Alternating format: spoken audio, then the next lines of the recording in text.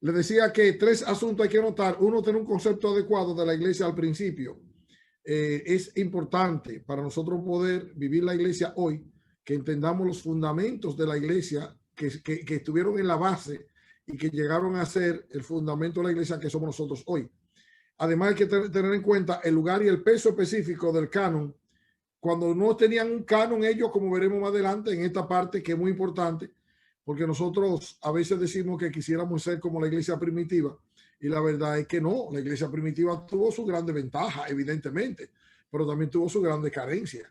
Una carencia grande que tuvieron ellos, que la palabra de Dios para ellos, como veremos más adelante, era el Antiguo Testamento solamente, y que la parte del Nuevo Testamento que nos sirve tanto a nosotros se va a desarrollar exactamente en este tiempo.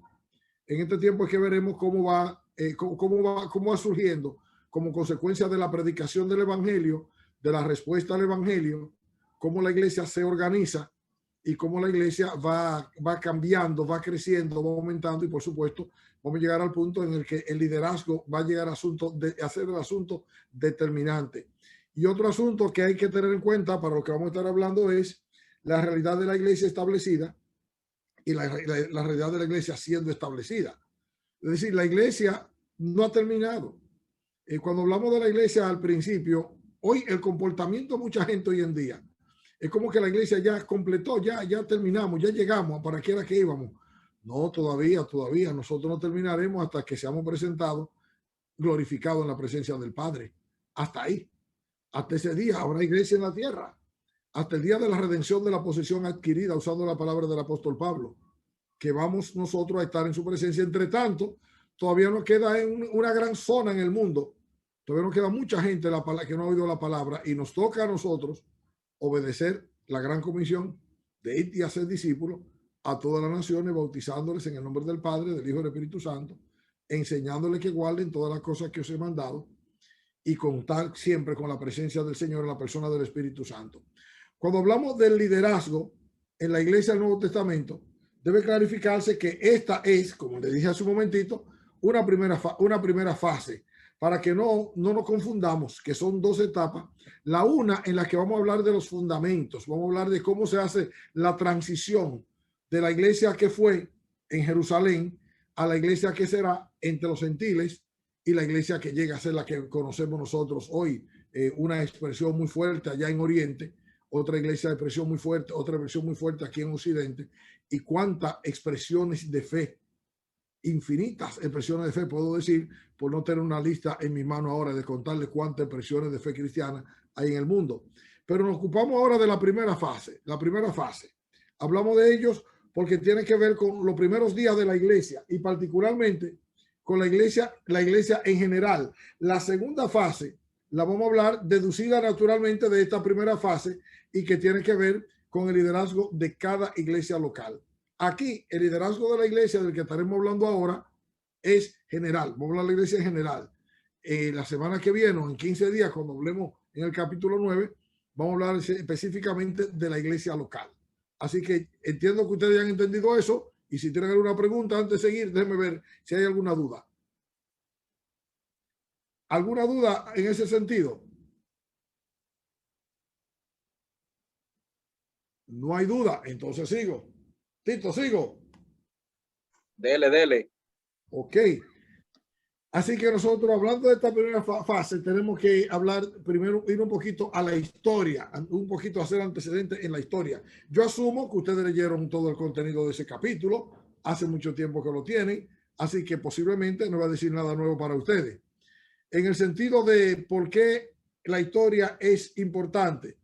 Pues mire, es importante que entendamos la historia, porque nosotros, lo que hoy tenemos, el canon bíblico completito, posiblemente no sabemos el valor que tiene, en tanto que costó alto precio, que nosotros pues nosotros que tenemos y lo que manejaron la iglesia, lo que se manejaron en la iglesia al principio, en esa primera etapa, cuando ellos decían la palabra de Dios, lo que tenían era solo y únicamente el Antiguo Testamento. Cuando Pablo escribió esta palabra de que toda escritura es inspirada por Dios y útil para enseñar, para redarguir, para instruir, ese texto, él estaba refiriéndose al contenido del Antiguo Testamento, a lo que se llamaría hoy la Biblia hebrea, que tiene 22 libros, diferente a la nuestra.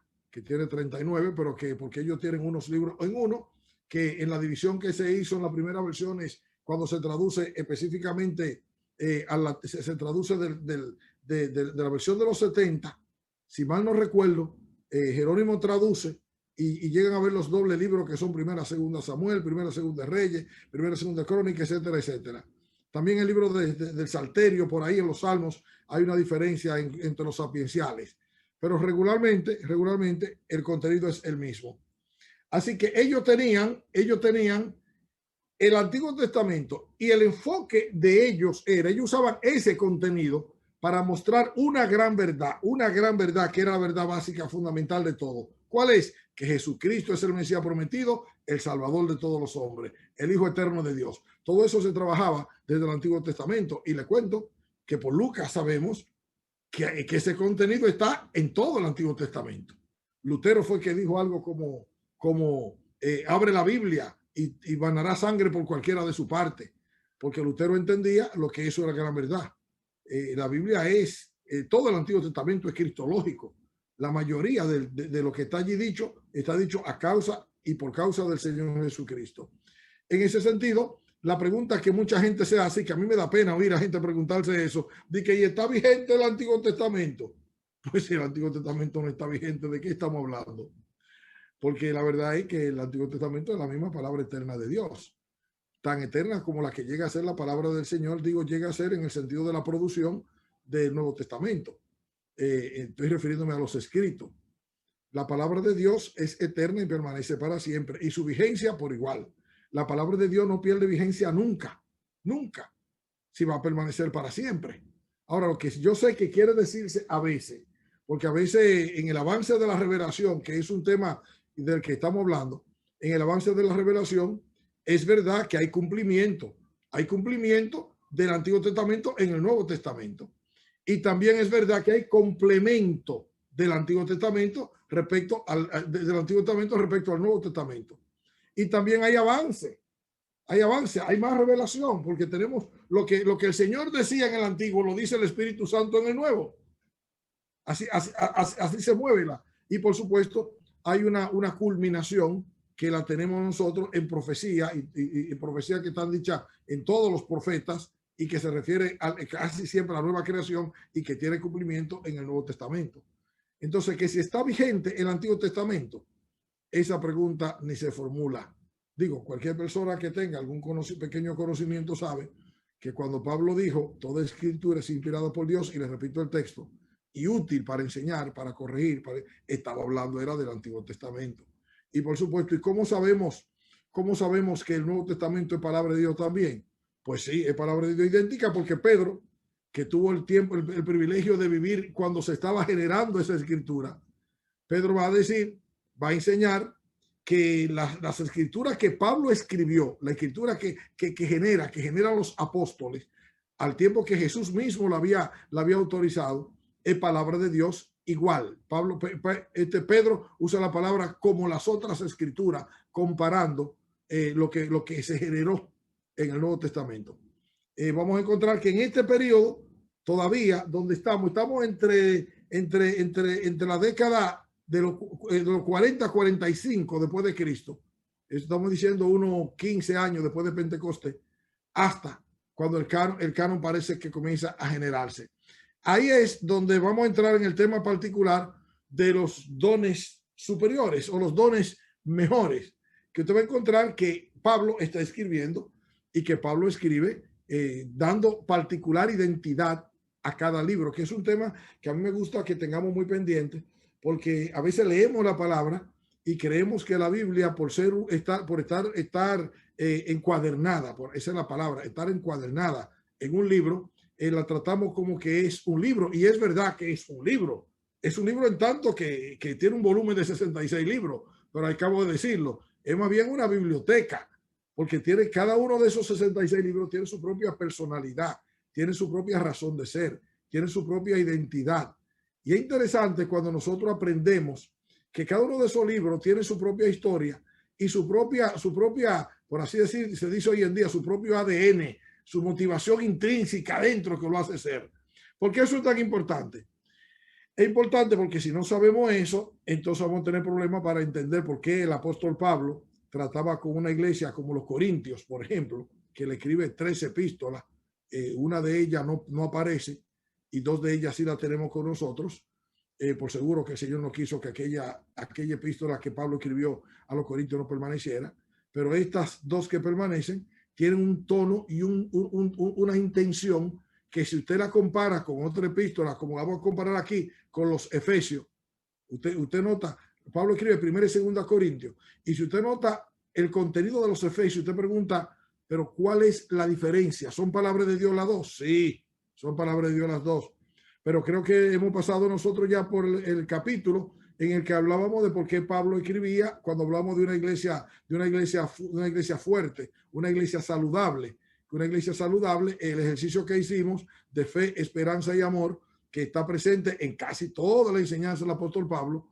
En el caso particular de los dones, usted va a encontrar que Pablo se maneja con mucho cuidado respecto de una iglesia respecto a otra. Usted pregunta ¿por qué? Por la condición espiritual de ambas iglesias.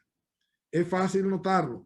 En 1 Corintios, cuando Pablo escribe la primera epístola, a quien él la dirige, a los santos, a los santificados en Cristo Jesús, llamados a ser santos. 1 Corintios. A los Efesios, a los santos y fieles en Cristo Jesús. ¿Usted nota la diferencia? Los Corintios son santificados en Cristo, llamados a ser santos. Los Efesios son santos y fieles. ¿Usted entiende qué diferencia había entre por qué a los Corintios luego le va a decir, cuando yo fui a hablarle a ustedes, no pude hablarle como yo hubiese querido? Estoy parafraseando a Pablo. Tuve que darle a beber lechita porque ustedes eran niños, porque ustedes no podían. Sin embargo, a los Efesios, usted nota que él no le pide permiso. Él le suelta, él comienza esa epístola. Bendito sea el Dios y Padre de nuestro Señor Jesucristo, que nos hizo renacer por... No, ese es Pedro. Bendito el Dios y Padre de nuestro Señor Jesucristo, que nos bendijo con toda bendición espiritual en los lugares celestiales en Cristo Jesús, según nos escogió en él desde antes de la fundación del mundo. Usted nota el peso de lo que está diciendo. Lo que está diciendo a los Efesios son verdades que a los Corintios le hubiesen emborrachado. Usted ve que a los Corintios si se la menciona de ladito, si se la mencionare. Pero los Efesios se entregó a ellos y dedicó a ellos. Es que Pablo, diferente a los Corintios, tuvo 3 años en Éfeso enseñando la palabra, y la iglesia de Éfeso fue una iglesia muy fuerte. En una gran etapa de su vida fue una iglesia muy fuerte. Lamentablemente que parece que hay historias que instruyen y que muestran que la iglesia de los Efesios pues le pasó como les puede suceder a cualquier iglesia, porque las iglesias tienen sus propias identidades también, y las iglesias pueden crecer o descrecer, depende de qué estemos hablando. En el tema de los dones, Pablo va a hacer un asunto muy interesante, y es que él toma los dones sobresalientes como el asunto particular sobre lo que él va a tratar, pero es interesante que Pablo no edifica, no instruye a la iglesia a que se use los dones como punto de referencia para el ministerio, como el asunto principal. Lo que Pablo va a hacer es que él va a hablar del carácter de los líderes. Y ese es el asunto muy interesante y que va a marcar una diferencia aquí. Él va a hablar de este asunto porque es sobresaliente cómo el Espíritu Santo marca la identidad de cada congregación, pero cómo cada congregación es responsable de darse un liderazgo acorde con aquello que Dios quiere que ellos sean como iglesia. Y es un tema muy interesante. Todo lo que esté marcado allí es simplemente importantísimo. Y usted va a decir, bueno, y si a los Efesios él le dio tanto conocimiento, tanta instrucción respecto al conocimiento, ¿cómo es y por qué es que el camino más excelente se lo muestra a los Corintios? Porque era lo que lo necesitaban. Usted nota un tema muy interesante, que en Efesios el amor es una realidad que se vive. En los Corintios es una realidad que se instruye. ¿Usted nota la diferencia? No es lo mismo, por ejemplo, citarles un texto, Efesios 4:16, que dice, sino que siguiendo la verdad en amor, crezcamos en todo, en aquel que es la cabeza. O en el capítulo 3, que dice Pablo que el anhelo, él ora para que los efesios entiendan las dimensiones del amor de Cristo, en todas sus dimensiones, su anchura, su profundidad. Pero a los corintios lo que le dice, espérense, yo les voy a mostrar a ustedes cuál es el camino que deben caminar. ¿Usted nota la diferencia? El tema de los dones espirituales, que es el tema problemático a los corintios, es el tema que va a generar que Pablo le lleve a instruirle al capítulo 13 de la necesidad de entender las dimensiones del amor y de asegurarse de vivir la fe cristiana desde el camino más excelente, que no hay otro don que pueda superar el amor. Creo que ahí estamos entendiéndonos, ¿sí o no? ¿Estamos entendiéndonos? Ok, si lo estamos entendiendo, entonces, permítame por un momento hacer una pregunta y si usted quiere aportar, usted puede. ¿Por qué entonces se da una lista de dones mejores en los pasajes de Efesios y se omite los dones menores? ¿Por qué usted piensa? Y ya yo creo que lo he sugerido. ¿Por qué entonces Pablo da una lista de dones superiores, mejores a los Efesios, pero evita o no trata los dones menores? ¿Por qué usted cree? Por el nivel de madurez. Correcto. Otra cosa que yo diría, hermano, es que cuando uno ve las cartas que Pablo escribió después del final del libro de los Hechos, no vuelve a hablar de esos dones. Entonces, algo había cambiado después de los tiempos de los Hechos. Pues sí, lo que pasa es que una vez que las epístolas salen, hablando del libro de los Hechos, tú vas a notar que las epístolas se van escribiendo como consecuencia de la necesidad de ayudar a los cristianos a profundizar en la fe, porque se da instrucción directa con ellos. Pero Pablo entendió y los apóstoles entendieron que no solo bastaba instruirlo personalmente, no solo bastaba ir a visitarle, ¿se acuerdan cuando hablamos de eso? Que hacían viajes reiterados sino que había que darle carácter permanente a lo que debía hacerse, y ahí nacen las epístolas. Y las epístolas nacen en el contexto de las iglesias que tienen necesidades conforme a sus necesidades. Y ese es el tema particular de que me estoy refiriendo en particular. ¿Qué cosa? Que van a encontrar cuando, para este caso, dejar a Pablo y meternos a todo el contenido del Nuevo Testamento, hay dos epístolas particulares que hay que prestar mucha atención, porque ambas, la primera, en este caso Santiago, es una epístola sumamente judía. Es la iglesia, pero es lo primero que se escribe de la iglesia. Pero es cargadísima de ética judía, si usted quiere. Eso no quiere decir que no sea bíblica ni que no sea del Nuevo Testamento. Lo que quiere decir es que para el tiempo, cuando la epístola de Santiago se escribe, la carga, el gran contenido teológico de la fe estaba muy cerca de la práctica de la ley. Muy cerca, se entendía la gracia. ¿Cómo no? Si ya Jesús había muerto en la cruz del Calvario, había resucitado. Pero van a encontrar una peculiaridad de Santiago que creo que se lo he mencionado, que Santiago no usa la palabra iglesia.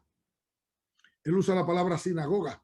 Si a vuestra sinagoga entrare alguien, y la razón es que la comunidad de fe para Santiago era la sinagoga todavía, porque es un dato interesante que contesta la pregunta, ¿cómo es que la iglesia adquiere su valor institucional?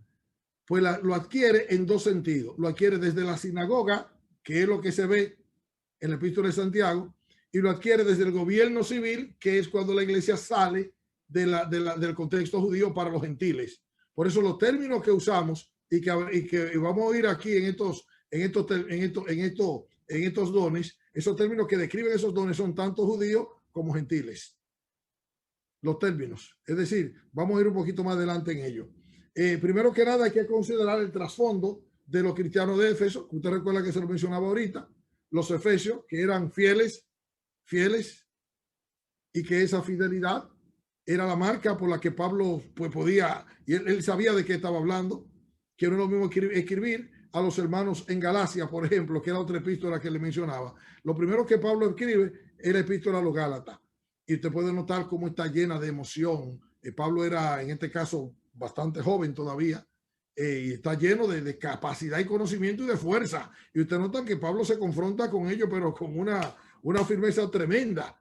Bien, que se debía también a lo que estaban viviendo. Cuando se escribe el tema de los Gálatas, es unos 5 o 10 años después del concilio de Jerusalén, si mal no recuerdo, donde se había definido el tema de los judaizantes, donde ya era clarísimo que la salvación es solo por la fe en Cristo Jesús, sin ninguno de los añadidos de la ley. Pero que resulta que de Jerusalén, no sé, esa gente que venían de la familia de los sacerdotes, que se hacían cristianos, pero que su cultura, su carga de conocimiento seguía siendo judío, ellos no podían asimilar el tema de que cómo pueden ser salvados sin circuncidarse, cómo pueden ser salvados sin guardar el sábado, cómo pueden ser salvados sin venir al templo, sin ser judío, que usted recuerda que fue exactamente el gran asunto que Dios permitió. El asunto que usted se pregunta, ¿por qué la iglesia hoy en día le cuesta tanto ganar a alguien para el Señor respecto a la iglesia en esos primeros 300 años?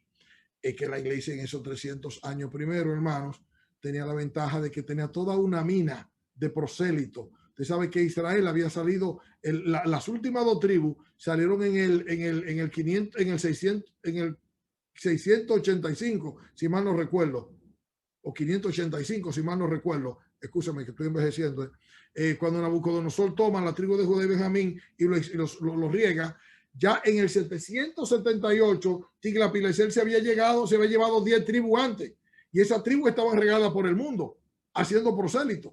Y cuando en el 600 y algo salen esas dos tribus, Benjamín y Judá, que los riegan por el mundo, entonces que la cosa se pone buena, porque salió la clase. Ahí fue la clase sacerdotal la que se fue, ahí fue la clase de la monarquía, ahí es donde las sinagogas se ponen fuertes y ahí es donde los judíos se establecen y comienzan su tarea de proselitismo, especialmente a partir de Esdras. ¿Ustedes recuerdan a Esdras? Hay un libro escrito, Esdras, que fue el papá del fariseísmo. Lástima que los fariseos toman los principios de Esdras, pero abandonan esos principios. Usted recuerda los principios de Esdras, ¿verdad? En Esdras capítulo 10, versículo 7. ¿Se acuerdan? Que Esdras había propuesto su corazón para inquirir la palabra, para enseñarla y para cumplirla. El movimiento fariseo nace de la institución de Esdras. Y hacer prosélito era un asunto normal para ellos, para los judíos entonces, en la diáspora. Cuando se da el Pentecostés, esos 3,000 que creen no eran gentiles, hermano.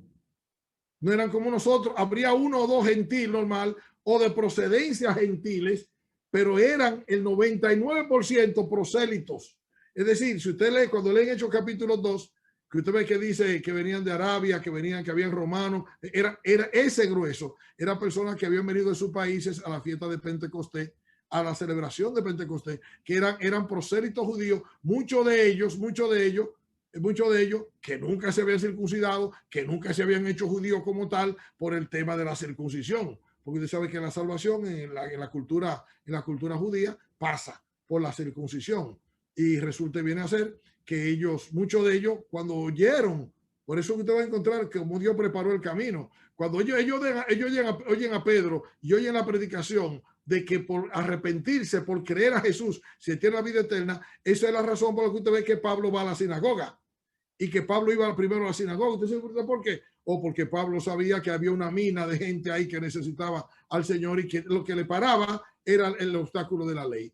Regresando a eso, en Gálatas, el problema es que los que salen de Jerusalén, que pierden en el concilio, porque el concilio hizo una decisión por el Espíritu Santo de que se redujo a una práctica más o menos ética, el asunto del acuerdo con los gentiles. Ellos no se dieron por vencidos. Y los judaizantes siguieron haciendo prosélitos, y eso es porque Pablo tiene conflicto con los Gálatas, porque Pablo llegaba a un lugar y como usted va a encontrar en los Hechos, llegan esta gente detrás haciendo y diciendo otras cosas. Y Pablo, por supuesto, con un enojo tremendo, él escribe esa epístola para establecer cosas tan claras como la necesidad de ser íntegro respecto a la fe. Pero usted nota la diferencia entre Santiago, Gálatas, Efesios o Filipenses, si usted quiere. Usted nota la diferencia. Regresando al tema que nos ocupa, el tema de los dones. Las epístolas todas van a encargarse de tratar de dar respuesta a la fe en todos los contextos posibles en que pueda vivirse. Particularmente esa epístola a los Efesios, particularmente a los Efesios. La razón por la que de esa particularidad es porque la fidelidad de esos hermanos le permitió a Pablo desarrollar la fe desde el misterio de la salvación, que es un misterio, hasta la práctica de esa fe en la vida social afuera. Y él lo va a llevar por etapas. Usted puede leerlo. Si quiere, luego le recomiendo, hágase un estudio ahí para que usted vea y divida la epístola en dos, capítulo 1 al 3, capítulo 4 al 6, capítulo 1 al 3, el privilegio de la salvación, capítulo 4 al 6, la responsabilidad en la salvación. Y usted va a encontrar que ahí lo que vamos a encontrar es exactamente en el privilegio una salvación que es un misterio en Dios, elegido según Dios, una salvación que es por gracia en el capítulo 2, una salvación que es la expresión del misterio escondido desde antes de los tiempos.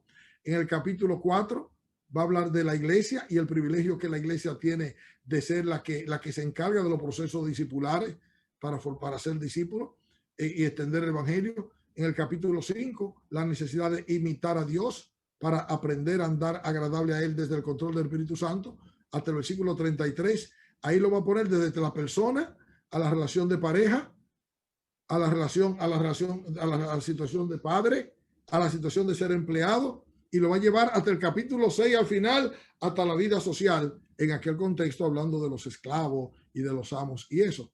Pero lo que quiero mostrar es que esa epístola en particular, solo esa epístola, tiene todo un camino que se espera que entendamos la fe, pero eso requiere cierto grado de madurez. Por eso hay que tener mucho cuidado cuando hablamos y de qué hablamos. No sé si hay preguntas hasta este punto.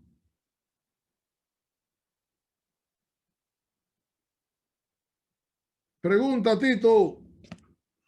Yo quisiera preguntar que quién es que va a preguntar. Pregunten. Sí, yo digo que si hay preguntas, pues sí, hay preguntas. Si no hay preguntas, entonces sigo. Dele. Ok, una pregunta que hago yo entonces. ¿Cuán importante es la firmeza en la fe para la edificación espiritual? La pregunta la hago yo ahora. Y ahora quiero respuesta. ¿Cuán importante es la firmeza en la fe para nuestra edificación espiritual?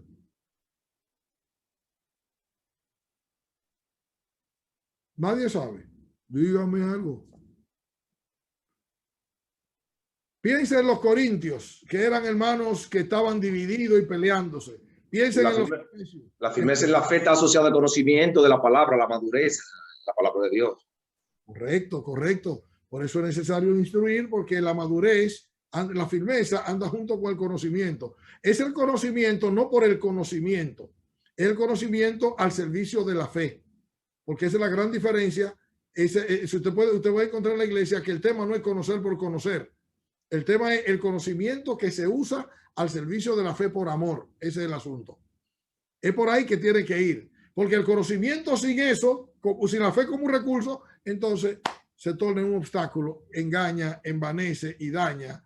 Y hay personas que saben mucho de las escrituras, pero no les sirve, no son maduros espiritualmente, nunca crecen, porque uno no crece porque uno quiere. El crecimiento lo da Dios y lo da por el Espíritu Santo y lo da mediante la fe. Es decir, la fe es el medio mediante el cual todo lo que nosotros somos y hacemos es útil al propósito de Dios. Y fue lo que Pablo tomó en cuenta a la hora de hablar y de decidir aquellos dones para diferenciar entre unos dones y otros dones. Y es interesante que aunque él pone la atención importante en los dones, como allá en Efesios capítulo 4, usted va a encontrar que ahí habla de que Dios le dio unos dones particulares a la iglesia y él lo pone en 5.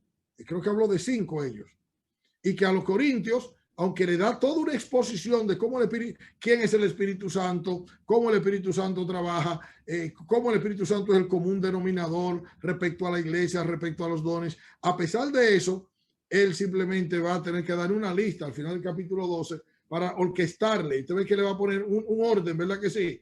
Él le dice, primeramente le puso Dios, pero no lo está poniendo él porque sea un don más importante que otro. Lo está poniendo porque los corintios se habían perdido en el sentido de que ellos habían tomado los dones exáticos, los dones extraordinarios llaman, los dones que producen extras. Si ellos lo habían hecho, lo que Pablo pone en el último lugar, ellos lo han puesto del primer asunto. Usted nota una evidencia de su inmadurez.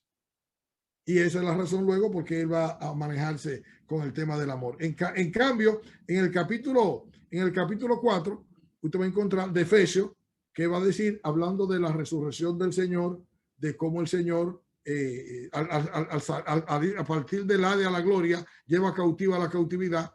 Y eso todo es una metáfora de lo que ellos conocían bien, porque era lo que hacía el ejército romano cuando los generales venían o el emperador venía victorioso de la guerra. él ponía y cogía todos los dones, esclavos, riqueza, y la distribuía entre sus acólitos, sus seguidores. Lo que Jesús hace es exactamente eso.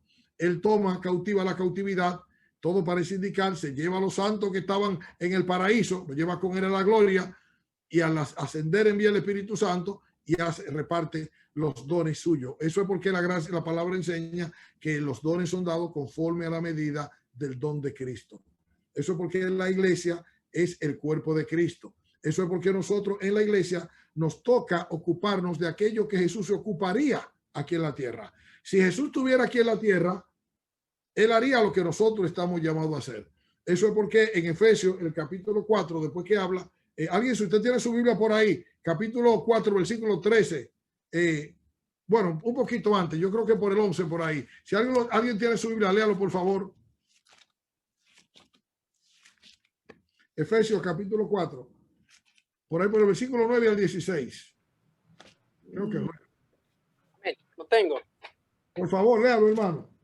Él mismo constituyó a unos apóstoles, a otros profetas, a otros evangelistas, a otros pastores y maestros, a fin de perfeccionar a los santos para la obra del ministerio, para la edificación del cuerpo de Cristo, hasta que todos lleguemos a la unidad de fe y del conocimiento del Hijo de Dios, a un varón perfecto, a la medida de la estatura de la plenitud de Cristo, para que ya no seamos niños, fluctuantes, llevados por doquiera de todo viento de doctrina, por estratagema de hombres que para engañar emplean con astucias las artimañas del error, sino que siguiendo la verdad en amor, crezcamos en todo en aquel que es la cabeza, esto es Cristo, de quien todo el cuerpo, bien concentrado y unido entre sí, por todas las coyunturas que se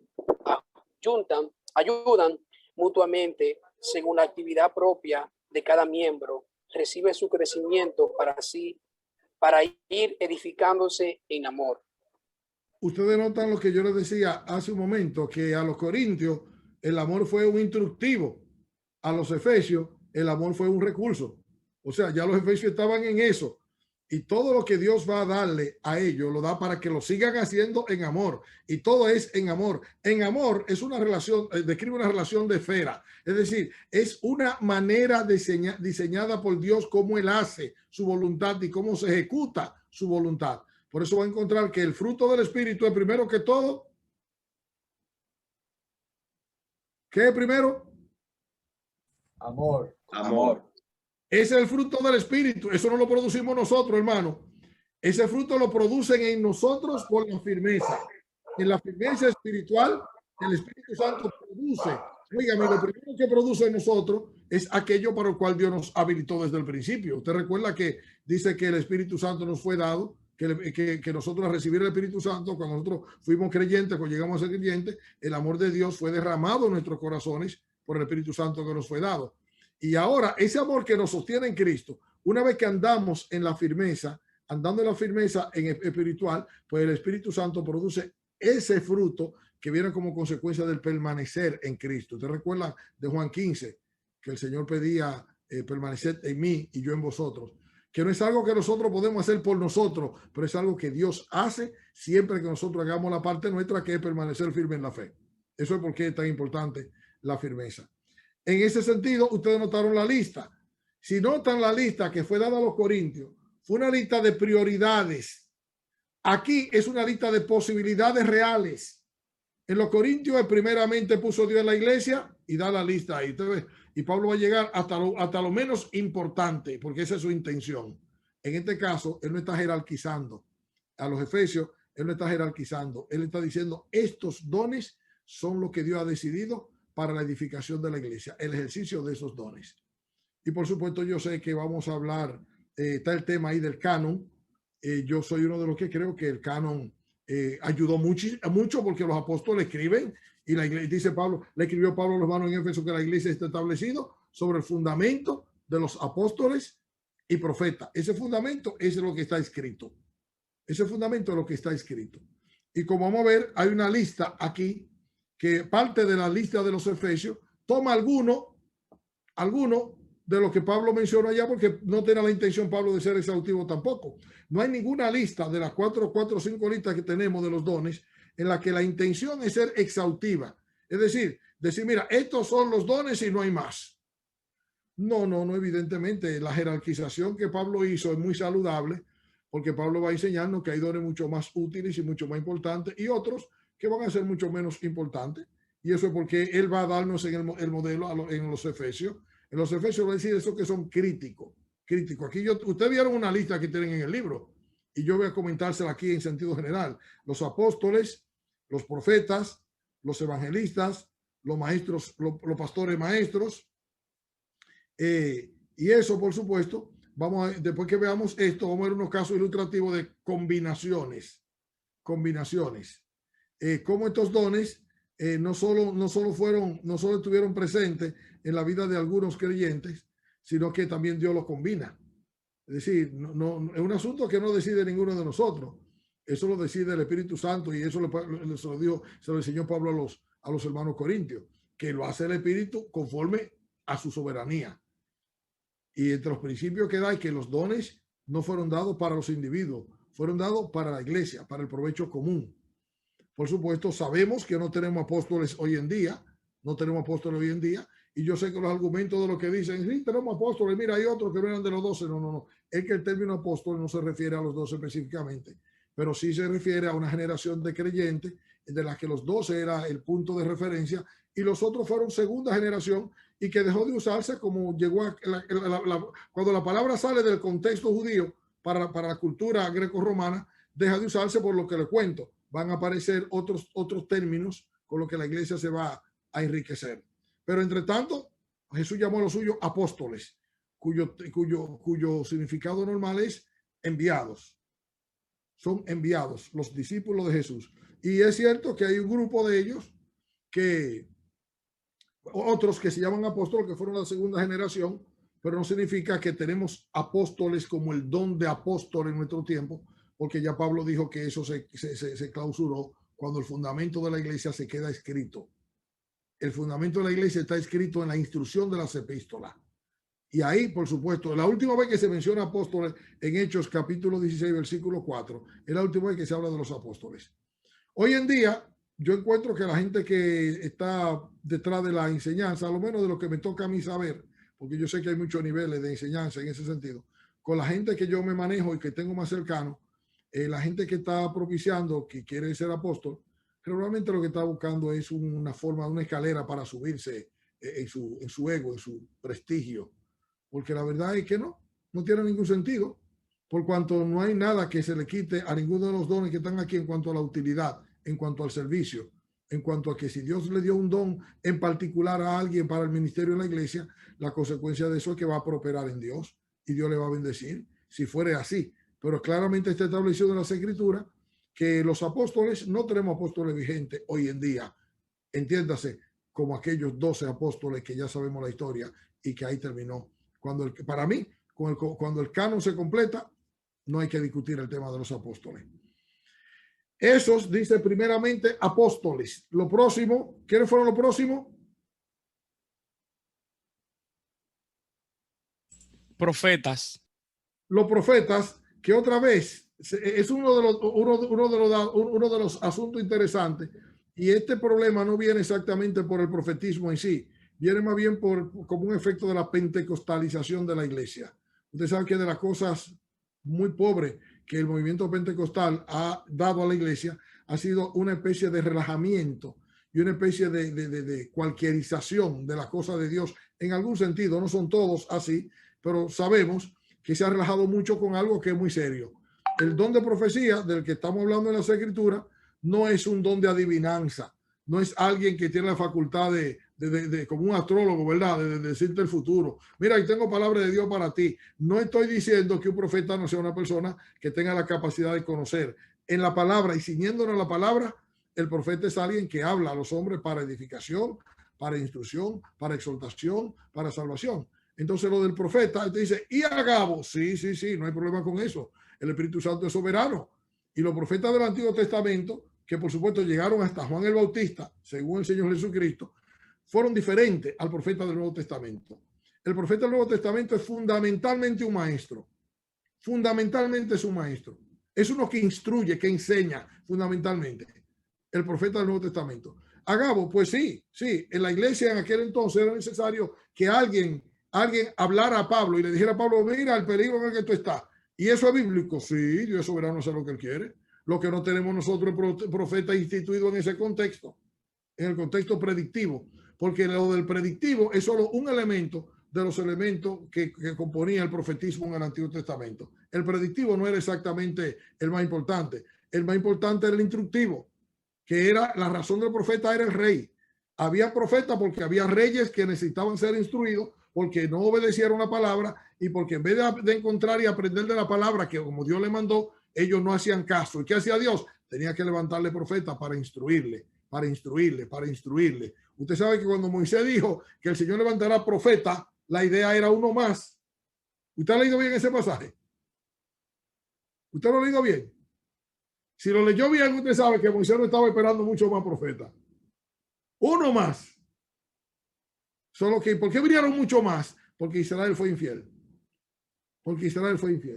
Si Israel hubiese sido fiel, obedecen a Moisés y desde Moisés un profeta más vendría. ¿Usted sabe lo que dijo Moisés? Profeta, uno más, en singular. Levantará el Señor como yo. A este profeta oiréis. Y ya usted sabe que Pedro enseñó quién era ese profeta, ¿verdad que sí? Ese profeta es Jesucristo. Pero que Dios tuvo que aguardar en el tiempo y cumplir su designio, haciendo su voluntad, no conforme a lo que Dios hubiese querido. Dios quiso un pacto. Dios le entregó un pacto, le entregó una tierra, le entregó todas las posibilidades para que hicieran su voluntad. Pero ellos se negaron. ¿Y qué hizo Dios? Pues Dios tuvo que... el profetismo nace exactamente en la necesidad que tenía Dios de mantenerlo encarrilado, por decirlo así. En el Nuevo Testamento no tenemos esas necesidades. De ahí porque el profetismo del Antiguo Testamento es suficientemente diferente al profetismo en el Nuevo Testamento. El profeta en el Nuevo Testamento es fundamentalmente un maestro. Fundamentalmente un maestro. Que enseña, que instruye, que exhorta, que consuela. Félix, una pregunta. Sí. En estos días estaba leyendo Apocalipsis y me llamó la atención. Yo estoy totalmente de acuerdo con lo que usted ha dicho. Solo que me llamó la atención cuando habla de los 2 olivos y dice como que ellos van a profetizar. Entonces como que no sabría cómo explicar esa parte. Si usted me puede dar un poquito de luz ahí. Si entiende que profetizar implica enseñar. Profetizar en el contexto del Nuevo Testamento y por supuesto en Apocalipsis hay que leerlo con mucho cuidado porque Apocalipsis es un libro que está exactamente en el medio de los dos. Usted sabe que Apocalipsis es el libro cuando Jesús, si usted lee la introducción del libro, sabe de qué se trata. La revelación de Jesucristo que Dios envió. El Apocalipsis es un libro que está dado tanto para la iglesia como para la nación de Israel. De hecho, el gran cuerpo de Apocalipsis, está dicho, está en la base, está la condición de Israel y los juicios que vienen por Israel y cómo Dios va a cumplir su propósito con Israel, porque Dios no ha desechado a su pueblo. Israel no fue dejado de lado. Israel ha sido endurecido en parte hasta que entre la plenitud de los gentiles. Y el libro Apocalipsis cumple esos 2 datos. Te dije por qué debe leerlo con cuidado, porque es muy posible que ese profetizar se esté refiriendo a la proclamación y a la enseñanza de la palabra de Dios o del contenido de la ley que Dios va a enseñar a Israel, pero que no tiene que ver exactamente como leemos profeta. Realmente cada vez que oímos profeta creemos que está hablando de carácter predictivo, de que va a adivinar cosas y no tiene que ver con eso regularmente. El tema es, seguimos entonces con los evangelistas. El evangelista es una persona que, como su nombre suena a sí mismo, tiene la capacidad y la gracia de comunicar el evangelio de forma muy eficaz y pertinente. Es un don que el Espíritu Santo distribuyó. No todos somos evangelistas, pero todos somos testigos. Y eso hay que diferenciarlo. Todos los creyentes somos testigos. Todos los creyentes estamos llamados de alguna forma a evangelizar. Todos. Uno más eficaz que otro, porque en eso consiste. El evangelista es una persona que tendrá una capacidad. Yo he conocido poquísimas personas con ese don, pero he conocido varios. Personas que dicen el evangelio de una forma que la gente lo entiende tan fácil, con una gracia particular. Pues sí, es que Dios tiene alguna gente así, que son evangelistas y que predican la palabra de una forma que no la predica otro. Otros tenemos otros dones, pero el evangelista en particular, usted recuerda que que Felipe, el evangelista, era uno de los, ¿se acuerdan? Que era uno de los diáconos originales y que tenía unas hijas que profetizaban. Bueno, lo del evangelismo es un don que el Espíritu Santo imparte también. Yo recuerdo que yo tuve un tío porque está en gloria ya, que mi tío Teófilo, él me decía cuando yo conocí al Señor, que para él Dios me había llamado a ser evangelista. Y que yo, si yo no me dedicaba a ser un evangelista, es porque yo iba a desobedecer a Dios toda mi vida. Y yo le decía, tío, pero el tema es que es para usted, pero para mí no. Para mí yo evangelizo y me encanta evangelizar. Yo evangelizo como una cosa muy natural y normal, porque soy creyente. O sea, la conciencia que yo he tenido siempre de evangelizar, y me encanta evangelizar. No es porque yo tengo el don, es porque yo soy creyente. Yo evangelizo enseñando. Usted ve, yo evangelizo de todas maneras, pero yo creo, y lo que me he ocupado es de la enseñanza. Yo soy más pastor maestro que evangelista, y me encanta evangelizar, pero lo hago por un sentido de privilegio. Usted ve, un sentido de privilegio. Pero yo reconozco que hay otros, yo conozco a uno, yo tengo un particular evangelista, amigo entrañable, compañero de estudio. Algunos de ustedes quizás lo conocen. Gumercindo, quizás tú conoces a Claudio Yemen. ¿Tú conoces a Claudio Yemen? ¿Lo conoces? Sí, señor, sí, señor. Imagínense, somos del mismo lugar. Claudio Yemen es un evangelista, de los evangelistas eficaces que yo he conocido. Claudio Yemen. Nosotros fuimos juntos a Guatemala, y estando en Guatemala, la gente me invitaban a mí a predicar en muchos lugares, y a veces me invitaban y yo no podía ir. Y yo le decía, le voy a recomendar uno para que no me inviten jamás. No porque él lo va a hacer mal, sino porque ustedes se van a quedar con él y a mí me van a sacar los pies. Y así mismo pasaba. Yo le recomendaba a Claudio, y como Claudio fuera y predicara, a mí no me invitaban más. La razón es que Claudio Yemen es un evangelista. Cuando yo he tenido campaña evangelística aquí en la iglesia nuestra, aquí en Hebron, yo invito a Claudio que venga a predicar. Claudio, ven, predícalo, predícalo. Pero predique evangelísticamente hablando, porque él es un evangelista que tiene una gracia para comunicar el evangelio maravillosa. Pues así es. A algunos Dios le dio esa gracia en particular. Por supuesto que esto nos lleva el don que yo tengo y el que yo más a lo que me he dedicado y que más he crecido es el don de pastor maestro, que es una sola palabra y que usted sabe que es una combinación de dos capacidades en un don. En lo de pastor maestro es uno que cuida, uno que orienta, uno que ayuda y uno que enseña junto. Regularmente Pablo hubiese querido Pablo que todos los que fueran maestros, que todos los que fueran pastores fueran maestros, pero no funciona así, ¿no? Porque como vamos a ver la semana que viene en detalle, Pablo no puso el énfasis de los ministros, de los pastores y los ministros, no puso el énfasis en los dones. Los dones pueden tenerse o no tenerse, pero sí lo puso en el carácter, que es sin lo cual no es posible. Ok, una pregunta aquí, Félix. Sí. Vemos que estos dones son un regalo de Dios para la iglesia. Sí. Los hombres. O sea, él está regalando a los hombres, constituyó a unos apóstoles, a otros maestros. Ahora bien, puede ser que un liderazgo de una iglesia tenga líderes que no tengan estos regalos de Dios, porque son regalos de Dios, no es el hombre que anda buscando la posición. Sí, perfectamente, hermano Alejandro, perfectamente. Yo doy gracias al Señor por esa enseñanza que veremos ahorita. Bueno, ahorita no tanto, es que se quedó para la segunda parte, que el hermano que se la dedicó por ahí, a hablar del ministerio de la iglesia como el equipo pastoral, como el equipo de líderes, que vamos a ver desde el principio que la iglesia tuvo en plurales ancianos, tuvo un gobierno plural. Ese espacio, hermano Alejandro, facilita eso. Yo tengo, por ejemplo, un caso aquí en la iglesia nuestra, somos 3 pastores. El pastor maestro soy yo. Y ellos no predican, sí, pero uno de ellos es excelente administrador, buenísimo. El otro es muy buen orientador y buen predicador también. Pero ¿qué resulta? No se espera. Bueno, y ahí está el libro de 1 Timoteo, capítulo 6, por el versículo, si mal no recuerdo, 16, 17 por ahí, que Pablo hace esa diferencia.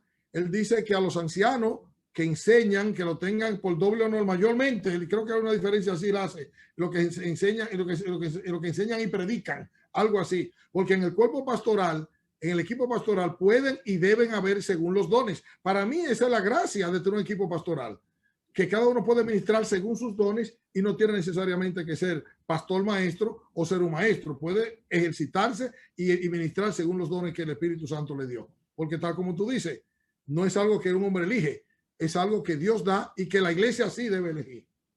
Pero la posición de liderazgo sí puede venir del hombre, porque dice, si alguno anhela, o sea, este anhelo viene del hombre a servir a Dios. En este caso viene de Dios al hombre los dones espirituales.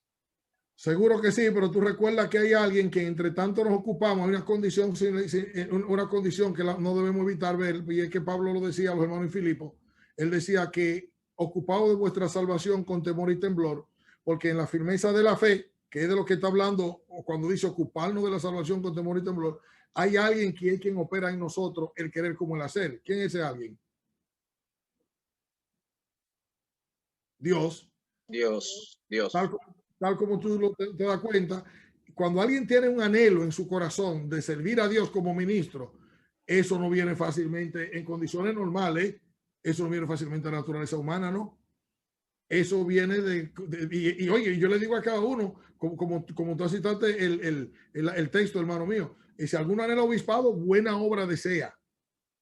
Buena obra desea. Si alguno anhela obispado, pero mire, es un asunto que debes asegurarte de que Dios que está mostrándote el camino y poniéndote en esa posición, porque es un privilegio inmenso, pero tan inmenso como tan de mucho cuidado. Por eso es la lista que Pablo va a dar de los requisitos que debe tener esa persona.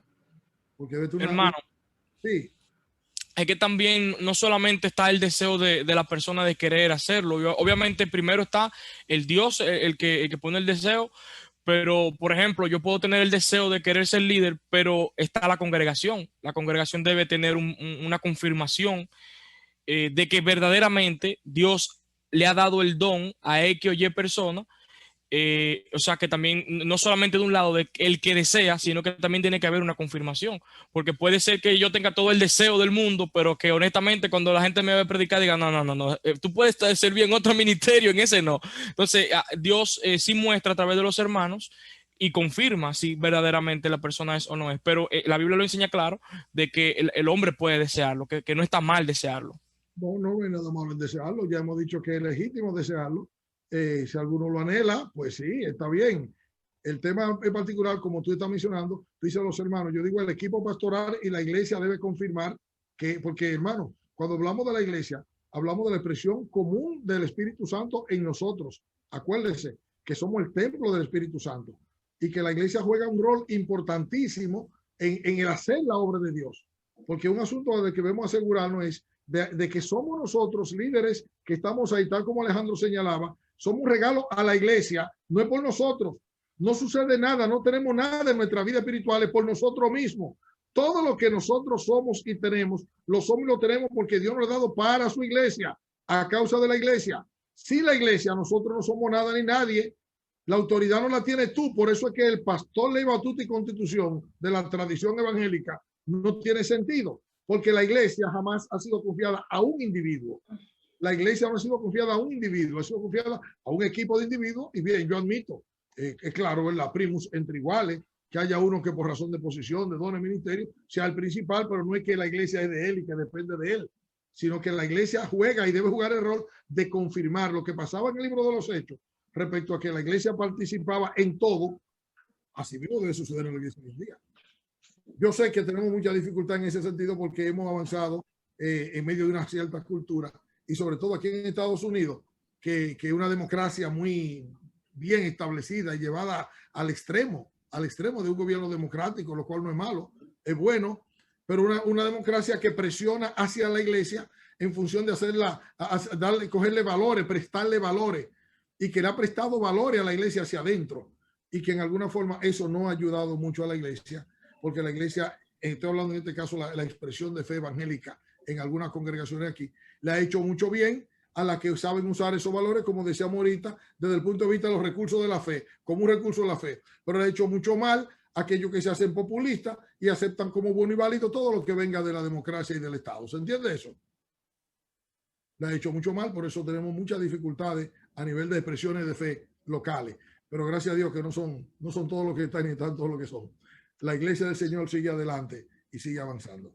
Algo más, Félix. El equipo pastoral, aunque no todos van necesariamente a tener el don como regalo de Dios, pero sí todos deben tener la capacidad de enseñar. O sea, no deben ser neófitos, sino la capacidad bíblica para compartir el evangelio, para dominar la palabra de Dios, para proteger y guardar la iglesia de herejías y de personas que quieran engañar. Perfecto, perfecto. Sí, sí, sí. Porque cuando hablamos de tener el don, hablamos del que va a decollar, de que va a dedicarse, al que se le facilita el camino de hacer ese particular ejercicio, cual sea. En este caso decimos enseñar, puede ser administrar, puede ser aconsejar, pero el que sea. Pero sí, tú dices, tienes razón, Alejandro. Ese por qué no debe ser un neófito. Porque el neófito, además de que pone en riesgo su vida espiritual, pone en riesgo la vida espiritual de la iglesia. Porque, hombre, no hay cosa peor que una persona que se le van los humos a la cabeza, lo que Pablo dice, que puede caer en la tentación del diablo. Usted sabe cuál fue la tentación del diablo, ¿verdad? Que se creyó que él era lo último, cuando no era ni lo primero. El asunto es así, Alejandro, tienes razón, como tú dices. Bueno, antes de terminar, hay unos casos de combinaciones, hay unos casos específicos que yo quiero mencionarles, que son ilustrativos del ejercicio de los dones, de cómo se combinan. Por ejemplo, ustedes leyeron el caso de Apolo. ¿Se recuerdan de Apolo, que fue un hombre muy fervoroso y que llegó a Éfeso y que llegó a Corinto, y que Priscila y Aquila lo llamaron aparte? Porque Apolo fue un creyente que creyó del judaísmo por Juan el Bautista. Lo que él conocía era eso. Y él creyó y predicaba desde ahí. Pero como dice Alejandro, cuando lo oyeron Priscila y Aquila, vieron los vacíos que él tenía. ¿Y qué hicieron? Lo tomaron aparte y lo formaron mejor en la fe. Y fue de mucha bendición, tanto en Efesios como en Corintios, el hermano Apolo, que era elocuente, un tipo muy elocuente. Pero otro caso de ilustración interesante es el caso de Timoteo. Timoteo era un pastor maestro. Y usted va a encontrar por qué Pablo lo mandaba siempre, que él quería, lo mandaba a enderezar las cosas. Lo mandaba a quédate aquí, enseña esto, enseña como que enseño en otro. Porque esa es la función de un pastor maestro. Tiene la sensibilidad de entender a la iglesia, pero tiene también la capacidad de ilustrar y de enseñar con vehemencia para sostener la doctrina.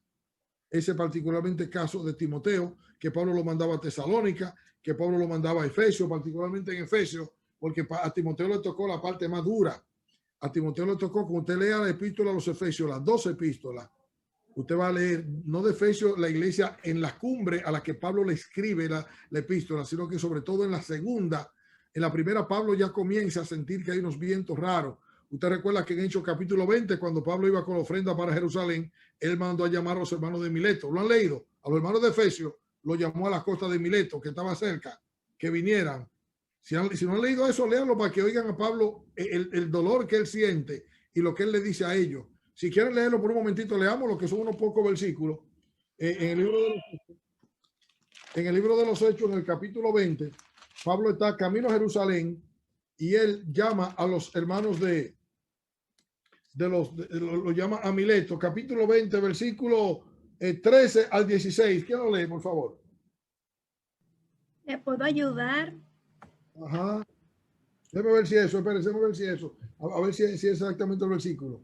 Ah, no, espera. El que quiero leer es el capítulo 20, el versículo 29. 17 en adelante. Comienza por ahí por el 17, sí, por eso es tan largo. Yo quiero centrar nada más en un poquito ahí, un poquito. Por tanto, mira por nosotros 25 al 25 al 28, por favor. Okay. Del 17 al 33. Oiga, de 25 al 33 del capítulo 20, hermana. Capítulo 20. Entendido. Dice. Versículo 25 al 33. Entendido. Dice. Y ahora, impelido por el Espíritu, voy a Jerusalén sin saber lo que allá me sucederá.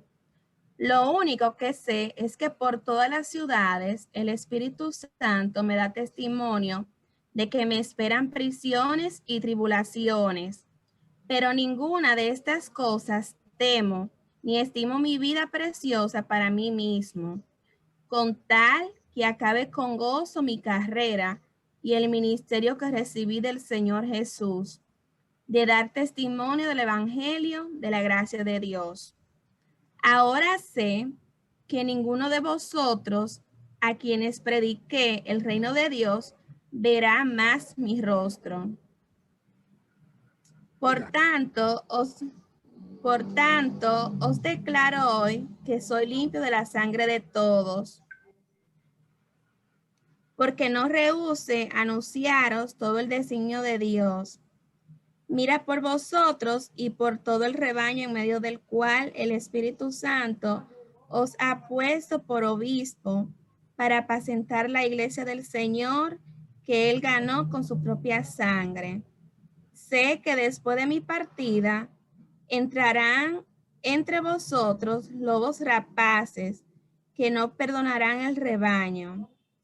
Y de entre vosotros mismos se levantarán hombres que enseñarán cosas perversas para arrastrar a los discípulos en pos de sí.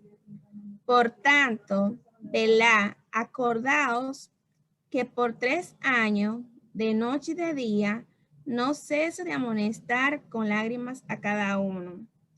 Ahora, hermanos, os encomiendo a Dios y a la palabra de su gracia, que es poderosa para sobreedificaros y daros herencia con todos los santificados.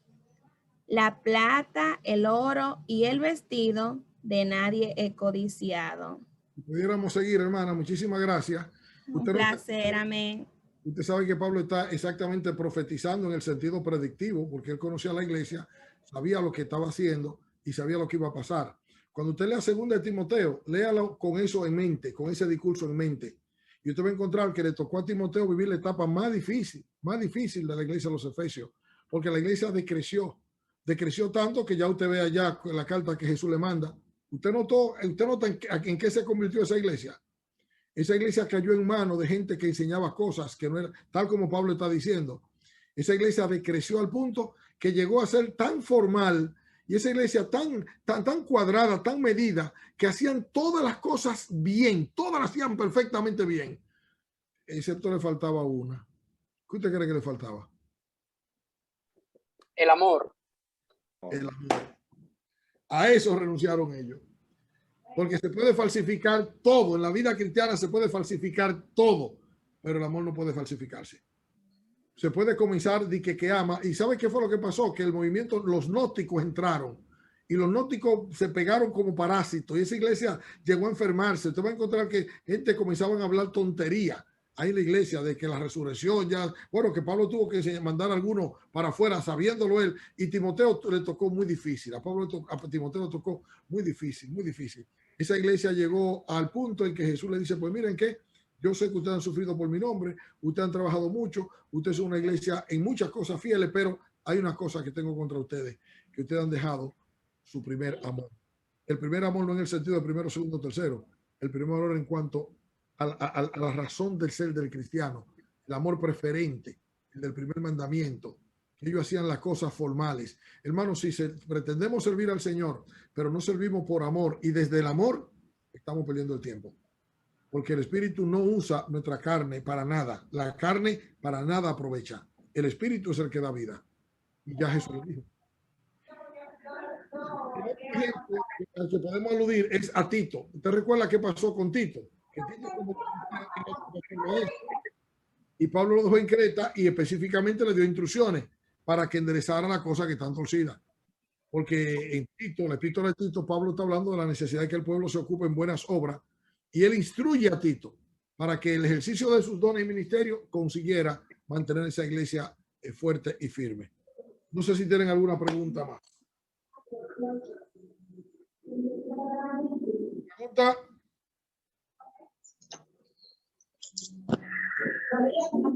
Si no hay pregunta, por ahí un micrófono abierto por ahí. A manera de aplicación, hermano, yo tengo una pregunta interesante y es acerca del poder y el valor del amor en su iglesia. ¿Qué tal el amor en su congregación? ¿Cómo andamos? ¿Cómo andamos, hermano?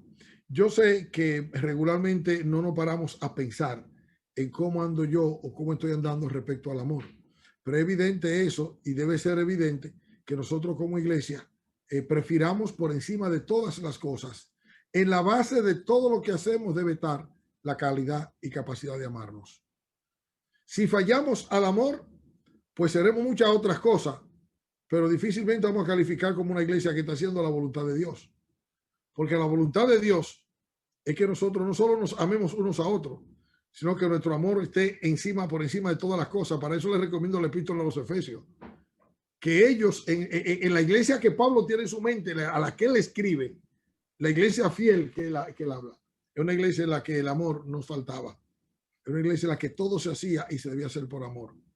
En el caso de los dones, eso es porque es fácil para Pablo hablar de que estos dones para la iglesia eran fácilmente manejables, y la razón era que simplemente no era posible hacerlo sin amor. No sé si hay alguna otra pregunta por ahí. La próxima lección vamos a hablar acerca de la otra etapa de la iglesia, vamos a hacerlo respecto a la iglesia local. No le he mencionado que ustedes han oído que hemos hablado de obispo, que hemos hablado de sobrevedores, ¿verdad? De obispado, y que ese término en particular es un término que Pablo toma de la cultura gentil, que al principio lo decía que la iglesia tomó de la sinagoga y de la cultura. En lo de pastor viene de la cultura hebrea, y lo de anciano también, aunque entre los gentiles también había comunidades que se gobernaban por equipo de ancianos. Pero en particular la iglesia toma el obispado, era una autoridad civil que llega a usarse en la iglesia. Tito, no sé si tienen preguntas, porque ya yo acabé, Tito. Vamos a ver, Escuchamos depende del público. Ahí está Alejandro que quiere seguir preguntando. Sí, escuchamos con relación a los dones y muchas veces pensamos que es un privilegio el ser pastor, el ser evangelista, y más que un privilegio es una gran responsabilidad, porque el versículo 12, como creo que Félix comentó hace un rato, o sea, tiene una razón, o sea, ese don que Dios me da no es para mi beneficio ni para que yo me sienta orgulloso de él, es para que otros sean bendecidos, como dice el versículo 12, para ayudar a perfeccionar, a madurar en lo que es el cuerpo de Cristo, que es la iglesia. Perfecto, perfecto, hermano Alejandro. Tal como tú lo dices, es un gran privilegio, pero es una gran responsabilidad, hermano. Sobre todo, si alguno anhela obispado, alguien consciente que Dios está en esto, Dios me llama. Óigame, irrevocable. Si usted acepta que ese es un don, una capacidad que Dios le ha dado, irrevocables son los dones y el llamamiento de Dios. Usted se imagina que es un privilegio ciertamente servir al Señor, pero nos lo da Dios por su iglesia y nos lo da para siempre. Por supuesto, no estamos diciendo que toda la vida tenemos que ser pastores o que tenemos que ejercitar el don, pero estoy diciendo que no hay forma de escaparse de él. Que lo mejor que tú haces es usarlo mientras tú puedes y cuando tú puedas. Y si alguna vez piensas cambiar el ministerio, pues tú sabes que tienes el privilegio de poder servir al Señor y seguir sirviendo al Señor de alguna manera, ya por supuesto conforme al tiempo que tengamos y la capacidad que tengamos para entonces, porque la vida cambia. Con lo que dijo el hermano Alejandro, la pregunta que él hizo acerca de que si alguien tiene que tener el don de enseñar para ser pastor, o por lo menos la habilidad de enseñar para ser líder en la iglesia, yo creo que Pablo lo pone bien claro en Tito y en Timoteo, cuando él dice que el anciano debe ser apto para enseñar. No dice que tiene que tener el don de maestro, pero sí tiene que ser apto para enseñar. Entonces, creo que Pablo lo pone bien claro, que eso es algo, un requisito para una persona que tenga esa posición en la iglesia. Yo creo que tienes razón, hermano, y oye, tal cual tú lo dices, como Pablo lo dice, y tú lo has clarificado bien. Una cosa es tener el don, otra cosa es ser apto para, porque tú puedes, ahí se aprende, por así decirlo. ¿Se aprende a enseñar? Sí, se puede aprender a enseñar. ¿Qué diferencia hay entre la capacidad aprendida y la capacidad que tiene el don? Que el que tiene el don se le facilita en muchas maneras avanzar en ese sector, que va a hacerlo, el que es apto lo va a hacer también, pero le va a costar mucho más porque tiene que entrar él intencionalmente a buscar recursos para poder hacerlo mejor. En cambio, el que tiene el don va a buscar recursos también, pero se le va a facilitar porque va a contar con una capacidad que no es simplemente humana. Tú tienes razón, hermano, es así. Pablo también lo dijo a Timoteo: lo que has oído delante de mí ante muchos testigos, Esto encarga a hombres fieles que sean idóneos para enseñar también a otros. Nota que no está diciendo que tenga el don, pero está diciendo que sean idóneos. El énfasis parece estar por el capítulo 3 en el carácter, para que no caigan en la doblez de decir una cosa que él enseña y no vive según lo que enseña. Porque este es el tema. Lo de la fe tiene la particularidad de que debemos esforzarnos por ser consecuentes. Lo que decimos con lo que hacemos. Es el modelo que nosotros damos. Es correcto, Félix. Lo que también sí quería aportar algo en ese tema, porque cuando hablamos de la palabra enseñar, muchas veces recuerda que aquí después que habla de eso, comienza a dar una serie diríamos de... Hay alguien que tiene un micrófono abierto por ahí. Alex. Entonces, da una serie de requisitos conforme al carácter. Y el enseñar para nosotros no es solamente tener la facilidad del hablar y poder estudiar profundamente y poder todo esto, es como estaba usted diciendo, vivirlo. O sea, el enfoque que también enseñemos con nuestro carácter, con nuestra vida, con nuestro andar. El modelo es Jesús, hermano, el modelo es Jesús. Por eso para mí, perdón, cuando alguien, como mencionaron ahorita, se elige o anhela y no es conforme a la dirección de Dios, la lista que va en siguiente te hace pensarlo, te hace quitarte o del medio o seguir. Si es por Dios, Él te va a dar la fuerza y va a ir comenzando a luchar con todas esas cosas, pero si es por ti, bueno, eso mismo te va a ti a poner a un lado. Esa otra es la lista que sigue. Sí, es que esa lista, que en verdad esa lista está llamada a ser el carácter de todos los creyentes. El caso es que ese creyente particular que anhela obispado, anhela ser un creyente que se exhibe. Usted ve, esa es la razón por la que Pablo lo señala, porque se exhibe.